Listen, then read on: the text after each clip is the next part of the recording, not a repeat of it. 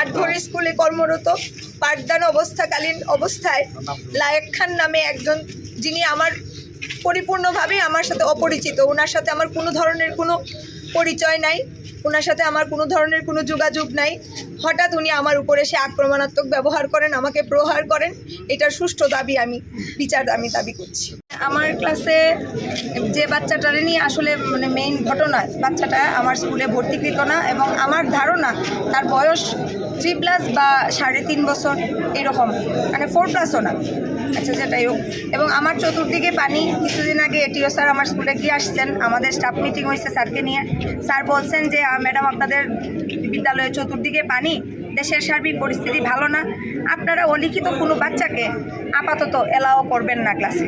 আর যদিও বাচ্চা বেশি কান্নাকাটি করে থাকার জন্য, তাহলে তার গার্জিয়ান সহ এলাও করবেন, তার গার্জিয়ান যেন স্কুলে প্রেজেন্ট থাকে।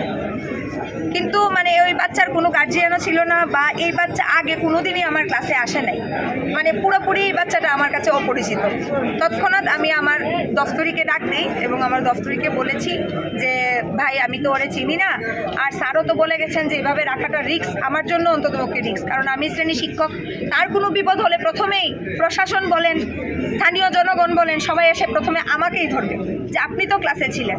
কিন্তু আসলে আমরা যারা শিক্ষকতা পেশায় আছি নিয়োজিত, তারা সবাই জানি যে সার্বক্ষণিক 50 মিনিটই বলেন, 45 মিনিটই বলেন, 45 মিনিটই এতগুলো বাচ্চাকে একসাথে হ্যান্ডেল করা অনেক কঠিন একটা বিষয়। আমরা যারা অভিভাবকরা আছি, আমরা বাড়িতে 1-2টা বাচ্চাকে ভালো করে হ্যান্ডেল করতে পারি না। এখানে আমাদের প্রতিদিন 50টা, 60টা, 70টা বাচ্চাকে আমাদেরকে একা হ্যান্ডেল করতে হয়। এই জন্য বিভিন্ন পরিস্থিতি চিন্তা করে, সার্বিক দিক চিন্তা করে, আমি আমার নিজের সিকিউরিটির কথা চিন্তা করে আমি আমার দফতরিকে বলি যে ওকে সুন্দরভাবে ওর বাসায় নিয়ে পৌঁছাইয়া দিয়ে আসেন এবং তার অভিভাবককে বললেন যে তার বয়স হইলে তারে যেন আইনা বিদ্যালয়ে ভর্তি করে। তখন আমার আর কোনো অসুবিধা নেই। তার তার কিছুক্ষণ পরক্ষণেই ও আমার দপ্তরে তারে বাসায় নিয়ে যায়।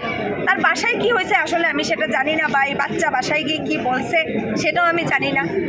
আর ধরেন 15 থেকে 16 মিনিট পর উনি অতর্কিতভাবে আমার শ্রেণীকক্ষে আসেন।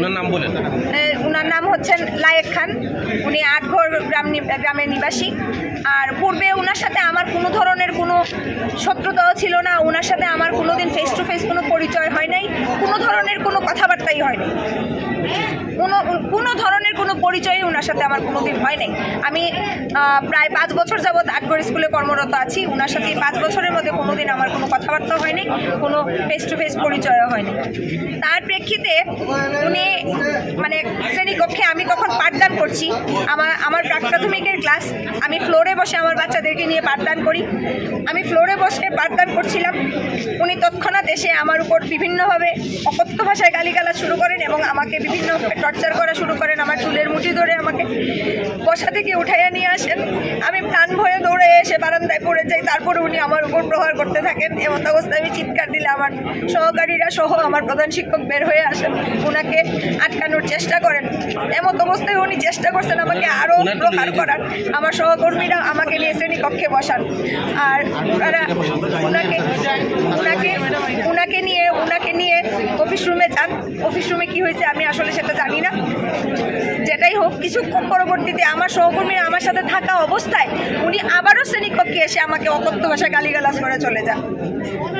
এই সব কিছুর পরিপ্রেক্ষিতে পুরো আটঘরবাসী যে আমার বিপক্ষে ছিল তা না, বেশিরভাগ মানুষ, এবং বেশিরভাগ বলতে সবাই মোটামুটি আমার পক্ষে ছিল। কিন্তু পরবর্তীতে কিভাবে যে ওরা আমার বিপক্ষে চলে গেল, আমাকে ন্যায় বিচারের বিপক্ষে ওরা চলে গেল, আমি আসলে জানি না। আচ্ছা, বিষয়টা একটু আমি বলবো, আপনাকে একটা প্রশ্ন করবো যে এইখানে আমরা শুনেছিলাম যে বিষয়টা একটু সমাধান হয়ে গেছিল, এখানে কে সমাধান করার চেষ্টা করছিল, আপনি একটু আমাদেরকে নাম বলবেন? আসলে কোনো ধরনের কোনো সুষ্ঠু সমাধান হয় নাই।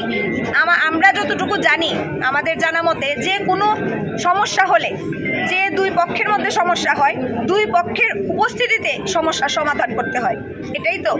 কিন্তু ওই পরিস্থিতিতে স্কুল কর্তৃক বা প্রধান শিক্ষক বলেন বা যিনি বিচার কার্যের দায়িত্ব নিয়েছিলেন বা গ্রামবাসী বলেন, আমার শ্রদ্ধেয়, উনিও আমার শিক্ষক, আমার শ্রদ্ধেয় স্যার জনাব দীনেন্দ্রচন্দ্র তালুকদার, হাসন ফাতেমাপুর সরকারি প্রাথমিক বিদ্যালয়, কেউই আমার অভিভাবকের সাথে কোনো ধরনের কোনো যোগাযোগ করেন নাই, কিংবা আমাকে আমরা যেটা শুনছি আপনার কাছে 2 দফা উনি ক্ষমা প্রার্থনা করছে এবং সেখানে আপনাদের শিক্ষক প্রতিনিধিরাও ছিল।